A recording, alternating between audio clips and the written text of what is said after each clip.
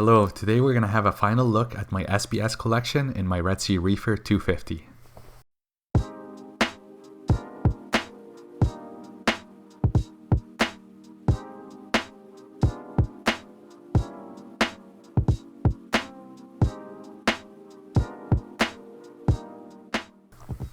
Hello and welcome back everybody to the Bio Reef. Today is a bit of a bittersweet day. It's the final video on my Red Sea Reefer 250. So as you guys know, I'm upgrading to a Waterbox 180. Really excited about the build, and actually this weekend I'm meant to be moving all of my SBS collection and my fish into the Waterbox. So very excited about that, but also a little bit sad to say goodbye to the Red Sea Reefer 250. So the Red Sea Reefer 250 is going to be about 6 years in June of this year, and it's been such a great and wonderful journey. The Red Sea Reefer 250 was really my first reef tank. Before that, I kind of dabbled with a 20-gallon breeder with a hang on the back filter. I did some soft corals. I got my first kind of fish. Actually, the clownfish here is my oldest fish, Nemo, and I had a lot of fun. Struggled with kind of keeping stability in a 20-gallon system. So I thought, okay, I'm gonna get a real reef system with a sump and see what I could do. And so I went and purchased the Red Sea Reefer 250 in the summer of 2016, I believe. And it's been a fantastic journey, and I think most of you who are subscribed to the channel have kind of followed it along the way.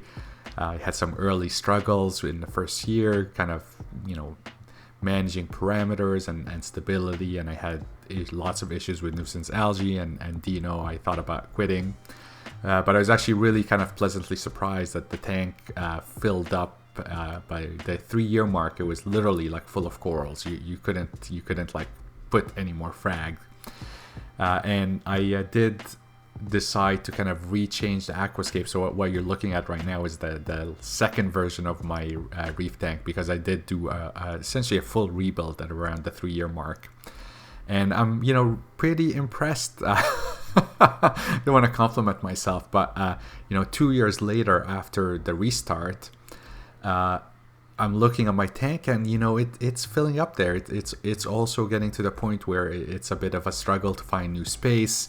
I'm always, if you notice on the bottom, there's little bits of acropora everywhere, because every time I clean my tank, I'm always like bumping into things and breaking off branches.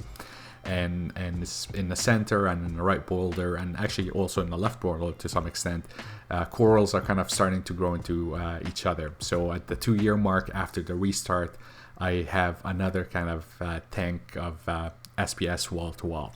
So I'm very happy and fortunate about this, and I'm not sure if I've ever really kept a hobby for 6 years straight. So thank you so much, Red Sea Reefer 250. Wonderful little tank. It has taught me a lot about reefs and how to keep SPS and how to make corals happy.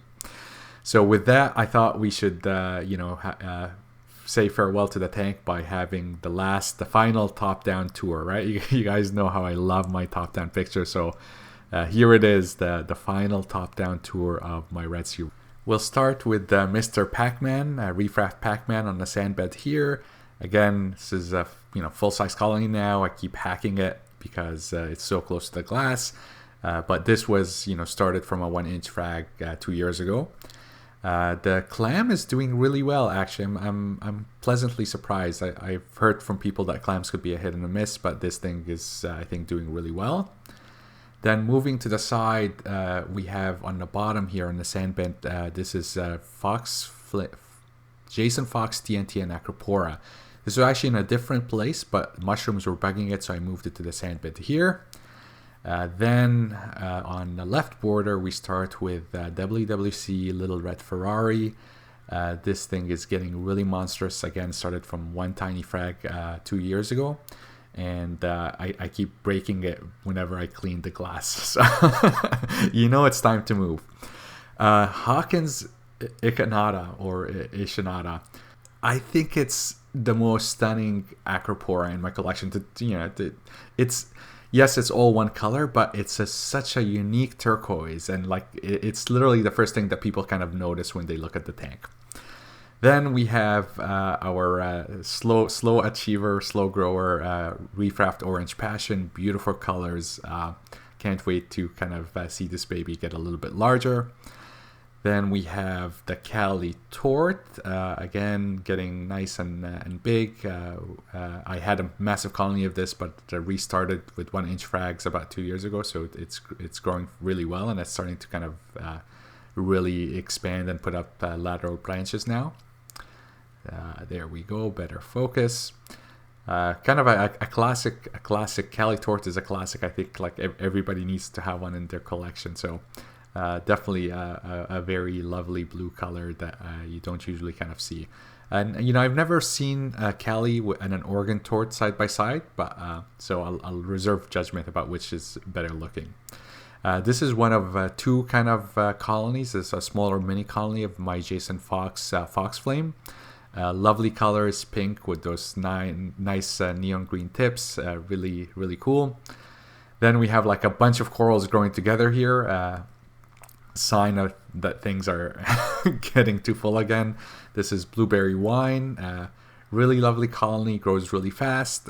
We have the Bubblegum Digi, which has like blue flesh. I guess that's what makes a difference from a Forest Fire Digi. And then the Slimer is just like really taken off when I did the restart. It's hard to kind of imagine how tall it is, but I think it's literally about like 7 inches tall. So because when you're looking top down, you're not appreciating the height, but this is, you know, super large. And again, you know, it's a one color Acropora, but I think it looks stunning, and it's super bright. You know, yeah. We're all like after the fancy things, but sometimes the like solid color Acroporas could be really striking. This is I'm really happy about this. This is the Jolt, which is doing really well. Unhappy about this one. This is my Walt Disney. I think I'm gonna need to do something with this frag, either like snip it or maybe get another Walt Disney, because it's just been not doing that well. Another like massive colony of this is Jawdropper, Golden Jawdropper. I started from a 1-inch frag. This grows like crazy for me. You can see little bits of it falling down because I'm hacking the branches to avoid the two corals touching each other. This is next to a PC Rainbow. Again, 1-inch frag, and it's just like it explodes. It exploded on the middle shelf here, and I have to kind of again knock down branches so it doesn't touch the corals next to it. But lovely corals. Really like the color. I like the color of this lower in the tank because you get more of the green. And wow, what a spectacular coral. Reef Raft Marvin the Martian, growing really well. Those polyps are just insane. When they move, it's like it's an Acropora that thinks it's a Millipora.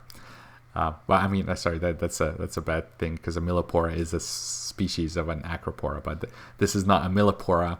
I don't know what the species is, but it has polyps like it is a Millipora. Then we have,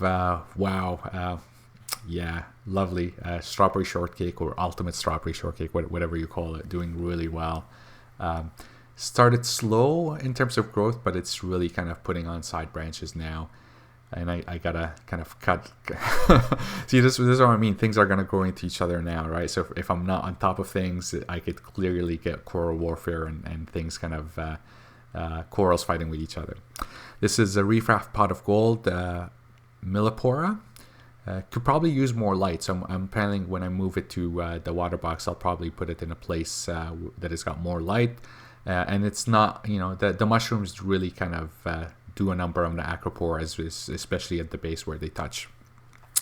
This is Major Laser, or like Saramentosa or Saramentosa is the name. The other colony of Fox Flame, a little bit lower. I think the Fox Flame does better. Like the colors are more pink in the lower light. But if you have a Fox Flame, let me know what kind of light it likes in your tank.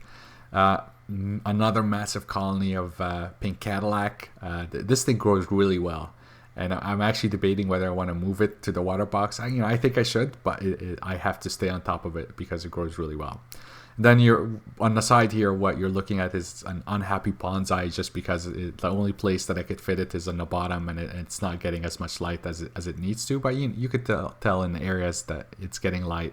You're starting to see the purples and neon tips, which is really striking when you have that Colleen kind of full light. Pink lemonade, really love that coral. Also really unique color scheme. Love the like the lemonade, and I love the pink.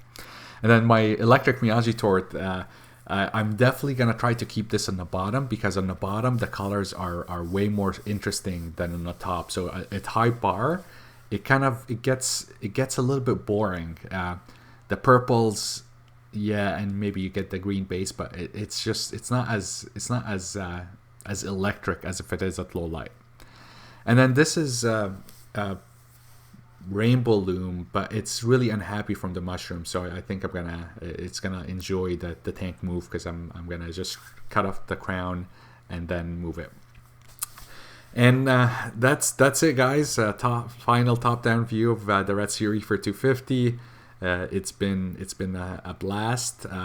I've learned so much, and I do want to thank you all for following me along this journey. When we started this YouTube channel, I had a few subscribers, and we went from 10 to 100 to 1,000, and 1,000 was a big deal. And now we're at around 7,700. So we're almost going to hit 8,000 soon. So thank you so much for following the journey of the Red Sea Reefer 250. I really appreciate all your support and viewership. And I love reading the comments and all of your suggestions. And hopefully you're going to continue to follow along the journey with the Waterbox 180. It's going to be, I think, exciting to get way more space to kind of play around with and compose some really what I hope to be really striking aquascapes, and lots of more space for fish to dart in and out of my favorite acroporas. All right, have a good one, enjoy your reef, and I will see you later.